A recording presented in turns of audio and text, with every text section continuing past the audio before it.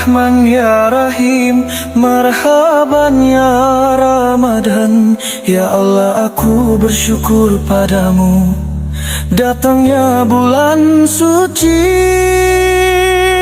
Marhaban ya Ramadan, bulan suci penuh keberkahan. Marhaban ya Ramadan, bulan yang dinanti. Kita kuatkan iman di hati, menjalani hari-hari penuh arti. Ampunanmu ku nanti, berserah diri padamu ya Ilahi. Semua umat bersuka cita dalam doa dan cinta penuh arti. Kebersamaan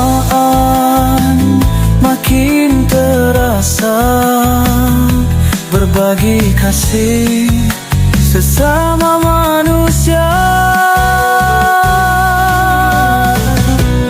Marhaban ya Ramadan, bulan suci penuh keberkahan. Marhaban ya Ramadan, bulan suci yang dinanti.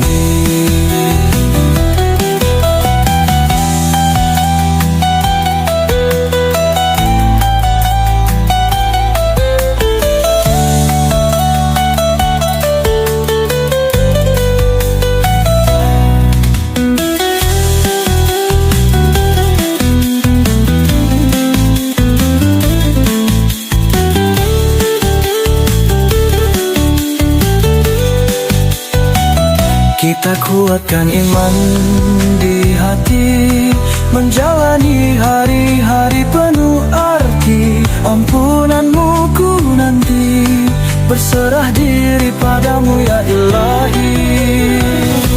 Semua umat bersuka cita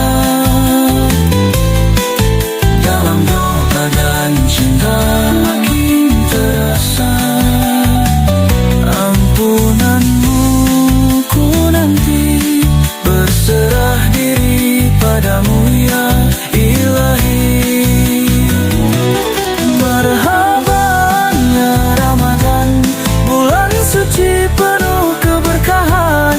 Marhaban ya Ramadan, bulan yang dinanti.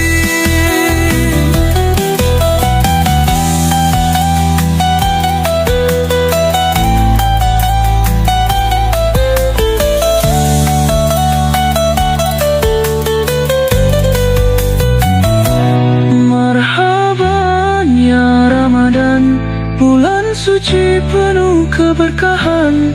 Marhaban ya Ramadan, bulan suci. Datangnya bulan suci.